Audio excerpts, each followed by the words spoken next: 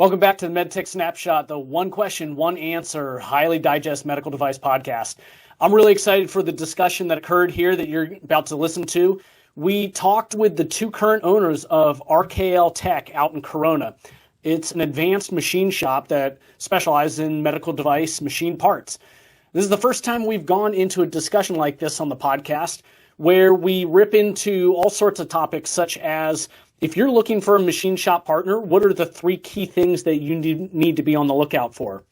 We also talked a little bit about strategy as it relates to our medical device partners and the OEMs, and some of the things they might need to keep in mind, especially as they're putting into work or into practice new strategies like lean inventory strategies, and potentially what are the downstream effects of those type of strategies to your partners as well as to your business. And as always, at the very end, I surprised them with a third question, and I think you'll like the response, so stay tuned. I've got some good lads with me today. Gentlemen, you want to introduce yourselves real quick? Absolutely. Hello all, my name is Torry Lamp. I'm the president of RKL Technologies. I'm Kip Sullivan, CEO of RKL Technologies. All right, so we're continuing in the discussion here with the guys from RKL, a medical device machine shop located in Southern California. And, they're really kind of educating us on, we had talked a moment ago about partnerships. So if you missed that discussion, make sure you check out that episode. But now we're diving into strategies from an OEM perspective that may improve unintended consequences downstream as it relates to working with partners like a machine shop.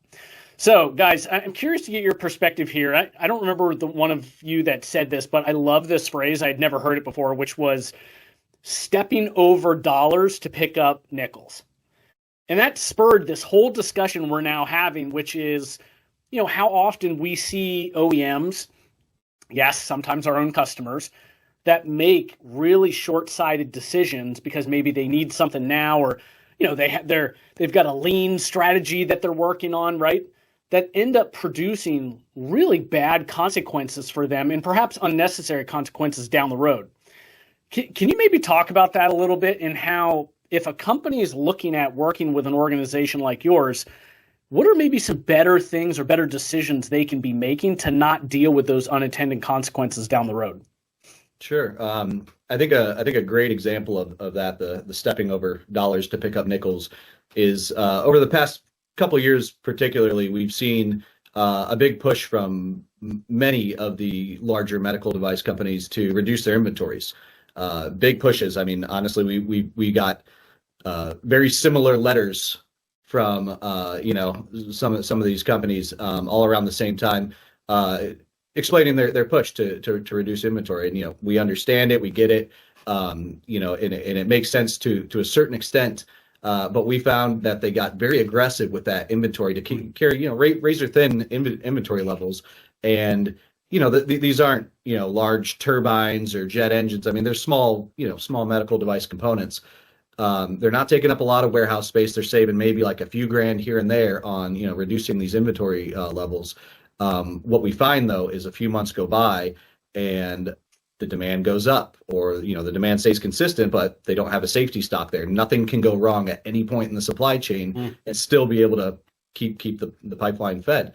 So what happens is a few months go by and they need an expedite. They need double the shipment for that month, and long run production set up for a nice, efficient, cool sort of level loaded run to do it most cost effectively.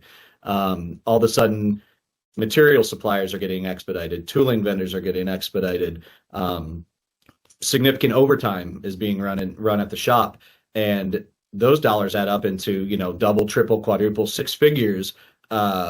What the cost savings it was intended to be, right. And we see things like that often, and we try our best to communicate that to the customer, and try to stay on the same page with them. The best thing that can be done to sort of avoid that is the collaboration and communication. It's sharing inventory levels, sharing what's being pulled when. It lets the manufacturer kind of keep their finger on the pulse and stay ahead of the game. Yeah, it's really unfortunate when they are trying to save money and they end up costing quadruple, like Kip said, the cost of the total savings in just paying us the difference to catch up now. And like Kip mentioned, the best way to avoid this kind of situation that we found is going from more of a supplier to a partner where the communication flows evenly across both teams, and we are able to share the visibility of the forecast, the demand of what they're getting versus the way that we can make it and the speed we can make it at, and meet somewhere in the middle instead of just pulling from this system constantly. It just doesn't work as well, and that's where the communication really comes back in full force, and we need that.